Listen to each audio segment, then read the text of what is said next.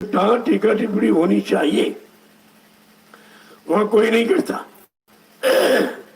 60 साल की सेवा जो प्रेमियों ने सतगुरु के हाथ में पकड़ाई, जहां उसका बंदर बाट हो गया वहां कोई मुंह नहीं खोला, चुपचाप बड़े डर रहे, बहुत घबरा रहे। और वहां कोई कहने भी नहीं गया कि तुम भाई गुरु कैसे बन गए, तुम नामदान कैसे दे। वो तो गुरु बड़ा दिखाई दे रहा क्योंकि नामदान दे रहा। मैंने कहा मैंने भाई किसको नामदान दिया, हिंदुस्तान में कोई बता दे, फिर आप कैसे कहते गुरु बन गए। तो गुरु जो बना है उसको देखिए आप कितने नामदान दे रहा। वहां तुम्हारी हिम्मत नहीं पड़ी, भाई तुम गुरु कैसे बन गए। तो गुरु वाला नामदान तुम्हारा तो है नहीं, वो 5 नाम सतगुरु के हैं, उन्होंने बताए, तुम उस नामों को क्यों कह रहे हो। जबकि कहा था बच्चा ये नाम अंदर से लिया जाएगा, बाहर से नहीं। वो दादा गुरु ने तो किसी को नामदान नहीं दी। सारी शक्ति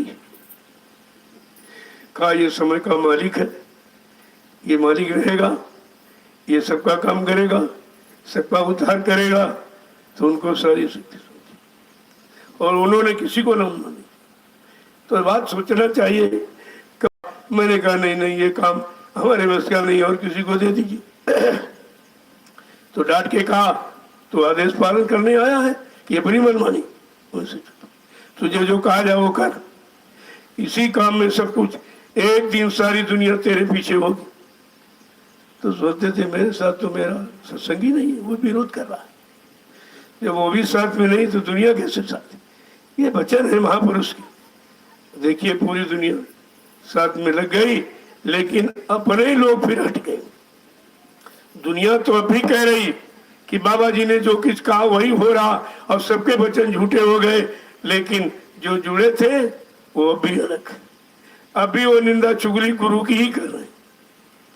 जब ये काम कर रहे हो, इसमें जुड़े, तो सद्बुद्धि कहां से आई। सच्चा ज्ञान ध्यान तुम्हारे अंदर कैसे पैदा होगा। हम तो उसका सुनेंगे जो इस काम में हमारा सहयोग करे, तो सुनूंगा। और बाकी फालतू वचन सुनने से मतलब क्या निकलेगा। ना तुम करते हो, जो कर रहा तुम उसको सहयोग भी नहीं देते। अरे काम तो 2 ही तरीके से, या तुम स्वयं सक्षम हो, या जो कर रहा उसको सहयोग दे दीजिए, काम हो जाएगा। तो हमने कहा भाई वहां कोई टीका टिप्पणी होनी चाहिए, वहां कोई नहीं करता।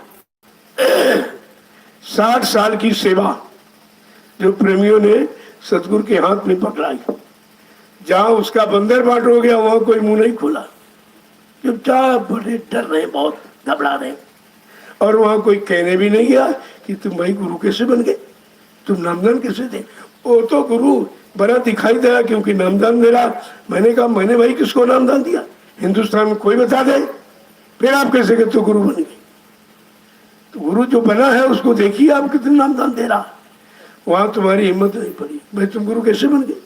तो गुरु वाला नामदान तुम्हारा तो है नहीं, वो 5 नाम सतगुरु के हैं, उन्होंने बताए, तुम उस नामों को क्यों कह रहे हो। जबकि कहा था बच्चा ये नाम अंदर से लिया जाएगा, बाहर से नहीं। वो माइक से बोलता है। सारे नामों की महिमा जो गुरु बताता है वही नकल लाउड स्पीकर से कर रहा। तुमको ये भी नहीं मालूम कि गुरु ने तो ये कहा ये नाम गुप्त है। जैसे पत्नी पति का नाम नहीं लेती है, ऐसे ये नाम आपको जबान से उच्चारण नहीं करना, अंदर अंदर से। और तो माइक से उच्चारण कर रहा, ये नहीं दिखाई दे रहा, ये अब व्यवस्था नहीं दिखाई दे रही, यहाँ कुछ नहीं। एक बन गया अध्यक्ष, वहां भी नहीं कोई गया, वहां भी हिम्मत नहीं किसी के कहने की, भाई तुम अध्यक्ष कैसे बन गए। जब एक संस्था बनी हुई है, संस्था में पदाधिकारी सदस्य सब बने हुए हैं, अगर तुमने ये कह दिया कि बाबा जी चले गए, और बाबा जी संस्था के अध्यक्ष थे, जब अध्यक्ष चले गए तो अध्यक्ष के बाद उपाध्यक्ष का नंबर होता।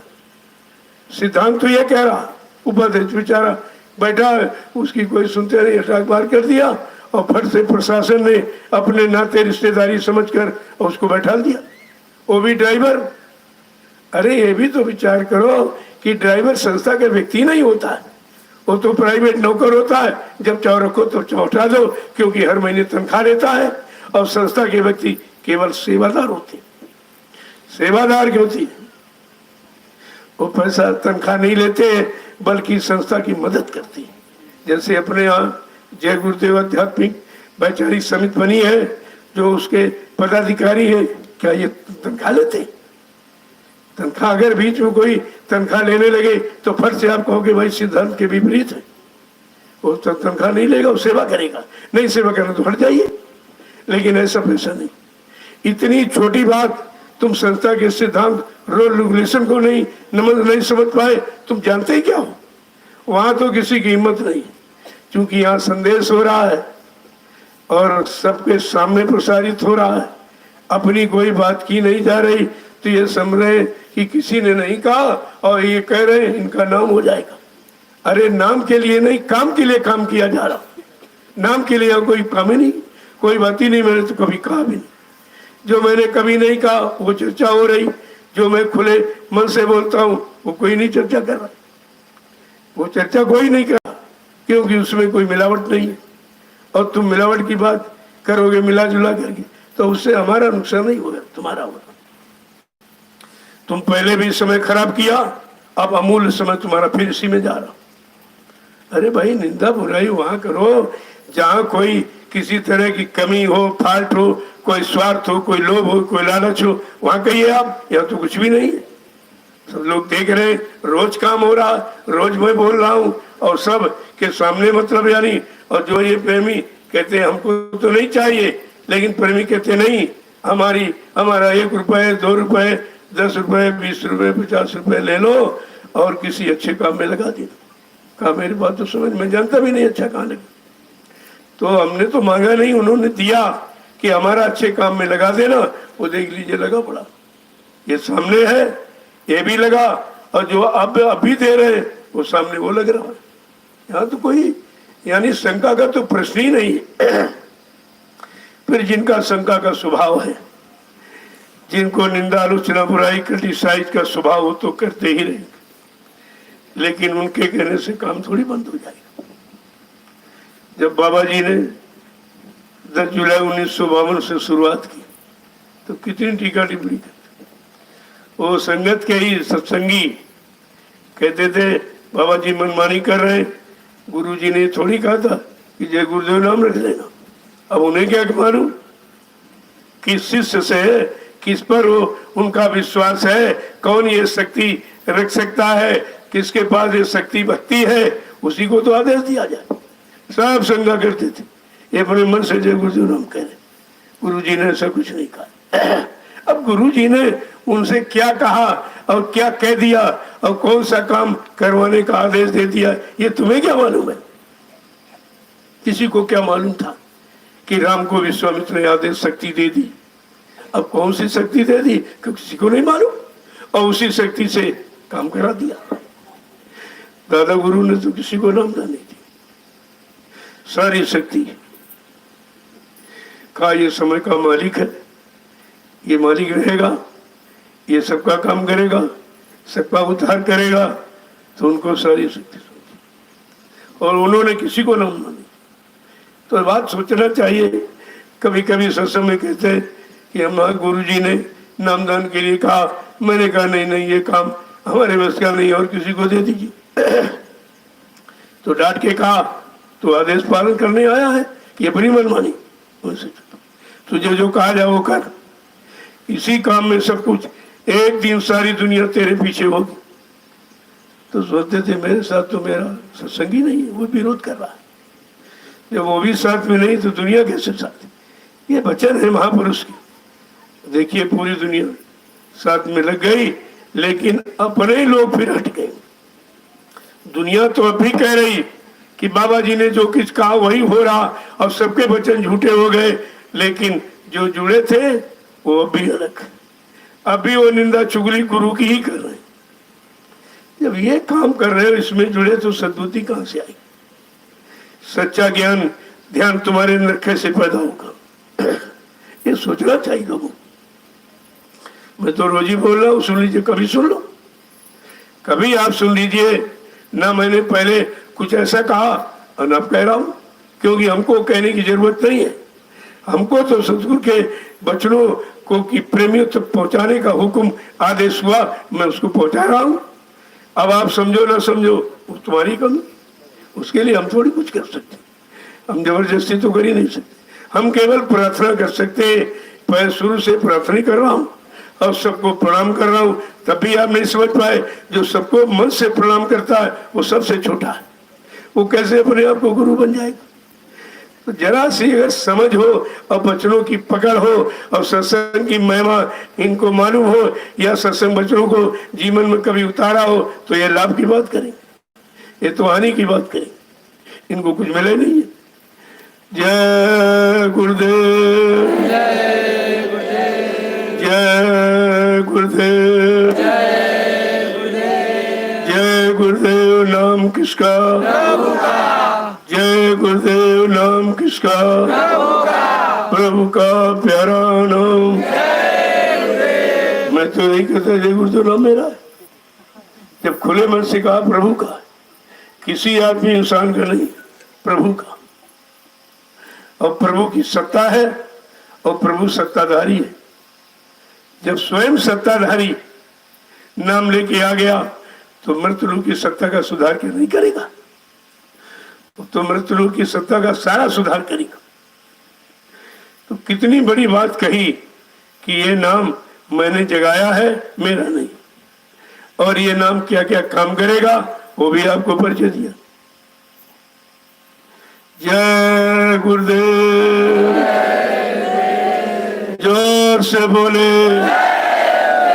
सब मिल बोले, बोलना होगा, अभी से बोलो। दुख दर्द हरेंगे, सब कष्ट हरेंगे, सुख शांति भी देंगे, सबके दाता, सबके मालिक। प्रेम से बोले, ये नाम नहीं इंसान का, ये काम नहीं इंसान का। तब कैसे शंका है? ये प्रभु नाम क्या करेगा वो भी तो बताया जा रहा। जो किसी नाम ने नहीं किया वो ये प्रभु नाम कलयुग करेगा। जब सब परिचय दिया जा रहा, जानकारी दी जा रही, फिर नाम में शंका कैसे हो रही? क्या इस नाम को कोई दूसरा अपने को कह देगा कि हम जय गुरुदेव हो गए? जब बाबा जी कहते थे, अरे भाई लोग तुमको जय गुरुदेव कहते, अरे भाई जय गुरुदेव कहाँ जा रहे? और हम तो कहा मैं तो बाबा रह गया, तुम जय गुरुदेव हो गए। ये पहले ये सब आपको सुना के कहा गया, लेकिन वो भी इनके पास कुछ नहीं। ये सब असल में मनचले लोग हैं जिन्होंने सत्संग सुना ही नहीं और सत्संग को अपना निजी सुधार का रास्ता माना नहीं। वही ये कर रहे, वही ये सब कर रहे हैं। तो भाई जो हम कर रहे हैं वही आप करिए, मान जाएंगे आप। भाई हमारे साथी है, संगत के सत्संगी है, आप गुरु भाई है, आप गुरुमुखी है, तभी तो माना जाएगा। और सत्संगी सत्संगी की बुराई करे, वो कैसा सत्संगी? टाट वाले की बुराई करे, ये सत्संग में कहा गया। सत्संगी की बुराई करता तो सत्संगी नहीं, नकली है वो। नकली अपने भाई की बुराई करा, और टाट वाले की बुराई करे तो बिल्कुल फर्जी है। टाट वाला ये फर्जी है, कभी विश्वास मत करना। मेरा जो आदेश बताता हो, कहे नहीं हमको सदगुरु ने आदेश दिया है, तो पहले ये देखो वो 1 घंटा सुबह 1 घंटा शाम को वो हाजिरी देता कि नहीं देता, यानी भजन करता कि नहीं करता। अगर नहीं करता तो नकली प्रचारक फौरन भगा दो, उसकी बात मत सुनो। वो खुद ही नहीं करता, तुम्हें क्या कराएगा? खुद जब रस नहीं पाया और तुमको क्या बताएगा, क्या दिला पाएगा? इसलिए ये पहले इस बात को ये सब कहा गया जब प्रचार कराया गया। कहा मेरा उपदेशक और मेरा प्रचारक अगर तुम्हारे घर आ जाए गांव में तो समझ लेना वहीं आ गया, क्योंकि वो तुम्हारे रिश्ते से नहीं आई, मेरे रिश्ते से आई। वो मेरा रिश्ता है जिसके साथ, और मेरा रिश्ता बताने आ रहा है, मेरे बच्चों को बताएगा। और अपने कोई बच्चन जोड़ गांठ ले तो समझ लो कुछ मिलावट कर रहा है, ये भी स्वार्थी है, परमार्थी नहीं है। ये सब आपको समझना चाहिए। यहाँ तो ऐसा कोई प्रश्न नहीं होता। मैंने ऐसा कभी कोई कहा नहीं। अगर 8 सालों में कहा होता तो मीडिया पत्रकार पीछे पड़ जाता। तो ये आपने ये कह दिया कुछ नहीं हुआ, ये कह दिया कुछ नहीं हुआ। जब मैं अपनी कोई बात कहता नहीं, अपना कोई वचन कहता नहीं, सतगुरु दयाल के वचनों की केवल गुरु परिवार के लोगों को याद करा रहा हूं, तो इसमें कौन सी बुराई, कौन सा आपका नुकसान हो रहा? अगर सब लोग गुरु परिवार को संगठित करने में लग जाओ तो तुम्हारा परिवार इतना बड़ा है कि दुनिया लोग लोहा मानेगी, कोई नहीं जीत सकता, तुम्हारे आगे कोई खड़ा नहीं हो सकता। इतना बड़ा जनमत हिंदुस्तान में बाबा जी ने तैयार कर दिया। अपनी तपस्या त्याग के बल पर, अपनी निजी मेहनत और परिश्रम, कितनी आलोचना, कितने कष्ट, उतने तो हमको नहीं मिल रहे। लोगों ने जेल में बंद कर दिया था। केवल ये कहा था कि वर्तमान सरकार जो उस समय थी, कहा तुम्हारा गद्दी का पासा पलट जाएगा। इसी पर वो नाराज हो गई कि हमारे राज्य में रहते बाबा हमारे खिलाफ बोले। उस मुसम्मत ने इसी बात पर बाबा जी को 29 जून 1975 को जेल में बंद कर दिया। और इतना ही नहीं, उन पर दबाव डाला कि तुम अपने शिष्यों से, भक्तों से हमारा प्रचार करा दीजिए, मैं आपको एक हेलीकॉप्टर दूंगी, बहुत सा रुपया पैसा। बाबा जी ने कहा अरे होश में है तो किससे बात कर रही है? अगर तुझको अपनी अमीरी पर गर्व है तो मुझको अपनी फकीरी पर नाज है। कहा मेरा जेल में आने का मुहूर्त है। अरे महात्मा मुहूर्त उतारे, लोग जेल से डरते हैं, वो कह रहे हमारा मुहूर्त है, और वो मुहूर्त जब तक खत्म नहीं होगा तू मुझे जेल से निकाल नहीं सकती है। और जिस दिन मुहूर्त खत्म हो जाएगा, एक पल घड़ी के लिए तू मुझे जेल में रख भी नहीं सकती। ऐसा कहने पर और नाराज हो गई। उसने बेड़ी हथकड़ी डाल दी। जो चोट कैद कतली को सजा दी जाती वो सम्राट मालिक को, देखिए कब छोड़ा लोगों ने।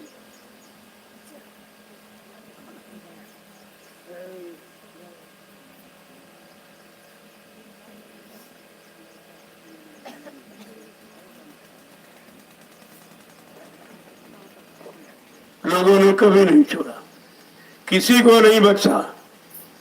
इतिहास उठा लीजिए आप तो आपको पता चलेगा, जो काम करने आया उसको करने ही नहीं दिया। इतनी आलोचनाओं से और मतलब उसको घेर लिया कि मतलब यानी अब बताइए, जेल में डाल दिया और फिर बेड़ी चढ़ी पर बीच में एक डंडा लगा दिया कि बाबा जी बैठ पाए, लेट न पाए। देखिए सजा।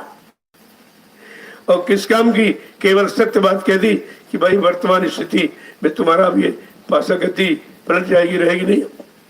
बस इतना सही सच कहने पर। अरे सही कह दिया था तो तुम उसमें सुधार करते कि हम जनता को इतनी सुविधाएं देंगे, इतना लाभ दे देंगे तो बाबा जी की बात झूठ हो जाए। कैसे गद्दी मारी चली जाए? ये नहीं किया, बल्कि उन्हीं को दंड दे। इतना दंड देखिए, पेड़ी हथकड़ी। इतना तो अभी हमको नहीं मिला, क्योंकि बात तो उन्हीं के कर रहा हूं, अपनी तो बात नहीं कह रहा हूं। लेकिन निंदा, आलोचना, बुराई केवल दूर दूर से हो रही।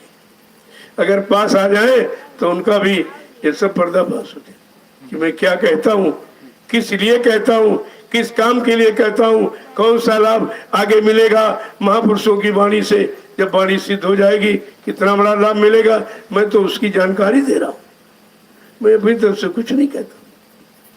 और फिर वो इतने पर भी नहीं मानी, बिल्कुल मार डालने का विचार बना दिया। बाबा जी को एक कटघरे में बंद कर दिया 6 महीने के लिए। न इनको हवा मिलेगी, न प्रकाश मिलेगा, न भोजन पानी, बाबा मर जाएंगे 6 महीने। अब उसे उनको क्या मालूम कि बाबा क्या है, कौन सी शक्ति का भंडार लेके आया है जो सारे विश्व को नतमस्तक कर देगा। वो बंद कर दिया। और 6 वो मतलब यानी कटघरा, वो उत्तर प्रदेश की जिला जेल, रातों रात हेलीकॉप्टर के द्वारा कभी इस जेल में, कभी उस जेल में, कभी उस जेल में। जब वो 6 महीने पूरे कर लिए, अब सोचा अब तो बाबा मरी गए होंगे। तो जब कटघरा दिल्ली के तिहाड़ जेल में खोला हुआ, एक भव्य प्रकाश निकला। जब वो कटघरा खोला गया, भव्य प्रकाश, बाबा जी साधना लीन कपड़े प्रेस किए। ये चमत्कार देखकर देश के जो जेल के कर्मचारी अधिकारी घबरा गए, ये क्या हो? फट से उन्होंने सूचना भेजी प्रधानमंत्री मुसम्मद के पास कि बाबा जी मरे नहीं, बल्कि ऐसा ऐसा चमत्कार हुआ। वो भी घबरा गई, अपने गुरु देवरा बाबा के पास गई, कहा महाराज ये जय गुरुदेव नाम के महात्मा कौन है, क्या है? देवरा बाबा ने कहा देख बच्ची, उनको छेड़ना मत, वो युग पुरुष है, युग सृष्टा है, युग दृष्टा है, अगर वो पलक बंद कर ले तो प्रलय हो जाएगी। कहा महाराज हमने तो उनको बेगुनाह जेल में बंद किया, बिना गुनाह के मैंने बेड़ी हथकड़ी उनको पहरा दिया, मैंने मार डालने के लिए 6 महीने कटघरे में बंद किया। देवरा बाबा ने कहा जा जा बच्ची, वो दयालु है, वो दया करने आए हैं, वो माफ करने ही आए, जा जा तुझे माफी मिल जाएगी। इतना गुनाह करने के बाद देखो जब 1979 में मथुरा आश्रम पहुंची तब चरणों पर अपना सिर रखती, 80 मिनट रोती रही, कह रहे मैंने बहुत गुनाह बड़ा पाप किया, मैं आपको पहचान नहीं पाई, माफ कर दीजिए, माफ, आप दयालु हैं, आप तो माफ कर ही देंगे। तो ऐसे दयालु कि माफ भी कर दिया और आशीर्वाद भी दिया, दोबारा फिर प्रधानमंत्री बने। बस इसी में जितने जुड़े थे सब शंका में आ गए और सब बाबा जी के साथ छोड़ दिया कि मैं जेल गया और पुलिस की गाली और लाठी खाई और जेल में बंद रहा, इन्होंने आशीर्वाद दे दिया, ये ठीक नहीं है। अरे तुम्हें क्या मालूम कि संत महापुरुष की किस नीति रीति से कौन सा काम करेंगे? तुमको अपने काम का निशाना रखना चाहिए, क्यों कर रहे हैं, क्या जरूरत है, ये तो तुमको मालूम नहीं। वो तो जो व्यवस्था बनाने आया है वो व्यवस्था की जानकारी भूमिका की उसी को किसी को जानकारी, और सब देखी आ रही है। तो कम से कम सोचना चाहिए। और यहाँ तो ये नियम है कि जो काम करने निकला, काम तो कोई करेगा नहीं, उसकी टांग खींचेंगे, ये क्यों काम कर रहा, ये सब क्यों कह रहा, ये सब सदगुरु का यानी वचनों को राज क्यों खोल रहा। अरे भाई जब ये लिखा जो संत के वचनों को छिपाएगा वो संत का द्रोही कहलाएगा, जो गुरु वचनों को छिपाएगा वो गुरु का द्रोही कहलाएगा। जिससे धर्म की स्थापना होती है वो भूमिका व्यवस्था को जो छिपाएगा वो धर्म का द्रोही कहलाएगा। अब 3 द्रोह में सब फंसे पड़े हो, पहले द्रोह से निकलने की ये तो सोचो मेरे पीछे क्यों पड़े। मैं तो सदगुरु के संदेश को जो आदेश हुकुम 1971 में था कि बच्चा आए जब तक देश में अच्छी व्यवस्था नहीं आ जाए, रोजी रोटी महंगाई गरीबी बेरोजगारी नहीं खत्म करती जाएगी, तब तक मेरा ये यानी समाज हितकारी आत्म कल्याणकारी जीव हितकारी संदेश जन जन के कान तक पहुंचाते ही रहना। मैं आज भी उसी आदेश का पालन कर रहा हूँ और तुम्हें पालन करना मालूम नहीं, क्योंकि तो बीच में सत्संगी बन गए, इनको ये भी नहीं पता कि पहले बाबा जी ने क्या कहा, क्या भविष्यवाणियां की, इन्हें कुछ नहीं मालूम। और थोड़ा समय में जुड़ गए और उसी में आलोचना में जुट गए, काम में नहीं लगे, जो काम हो रहा है उसकी आलोचना कर। तुम मेरी नहीं, तुम तो गुरु की आलोचना कर, उनके वचनों की आलोचना कर, मेरा क्या है। मैं अपने लिए कुछ कहता तो हमारे लिए होता, मैं तो अपने कुछ कहता ही नहीं और मैं कहने की जरूरत भी नहीं। जय